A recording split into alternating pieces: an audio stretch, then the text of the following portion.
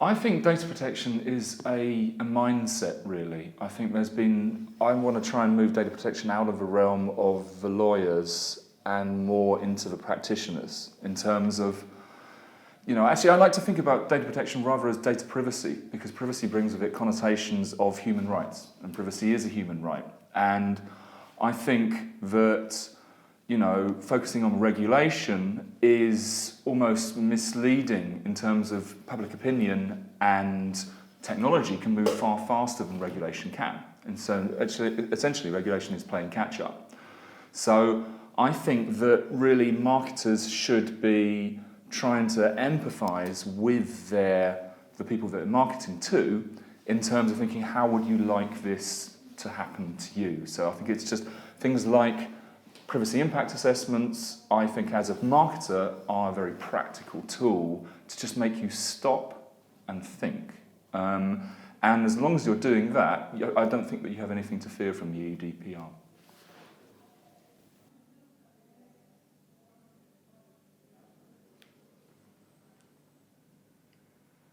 Obviously, there's the threat of legal repercussions, but actually it's about, and I know this is something that DMA enshrines, it's about that responsible marketing is also good marketing. I happen to believe that the vast majority of online advertising doesn't work. My 3-year-old, when we're watching Peppa Pig on YouTube, she's already going through the pre-scroll ads saying, "I hate ads." And actually, what I want to do is develop a relationship with the people, especially in a B2B context, to whom I'm selling.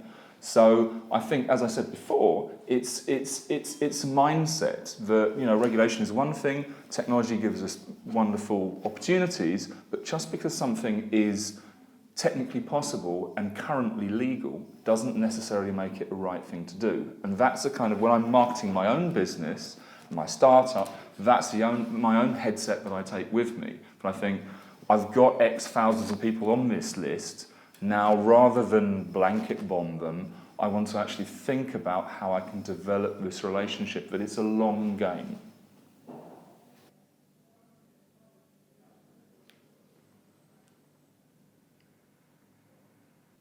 I think it's moving the burden of responsibility.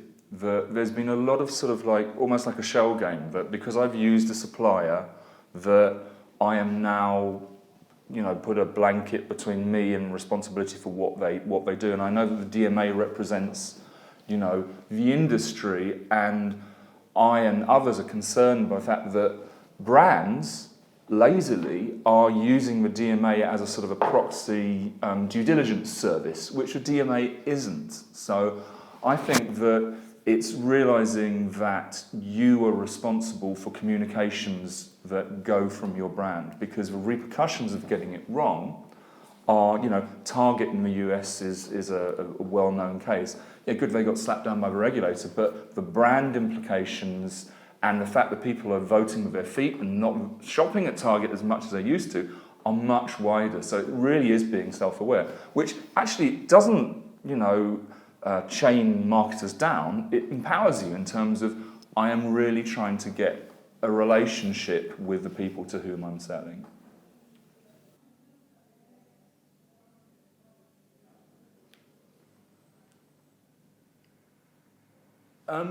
It's tricky because it's traditionally been in the realm of lawyers, and it's been seen as a compliance activity and a box ticking activity. And the first time as a marketer that it made sense to me was when I came across the concept of privacy impact assessments, which to me are a bit like a pre-flight check.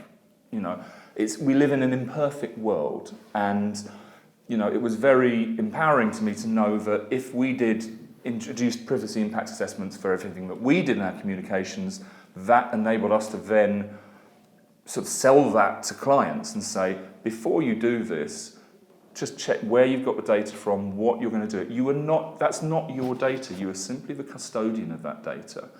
And that, I'm finding, is resonating very strongly with brands. And you're in a situation where if mistakes happen, it's an imperfect world, but the regulator will view you better if you can say, we thought about this, this is why we did it, and this was the result. It's just making everyone a bit more self-aware, and I welcome that.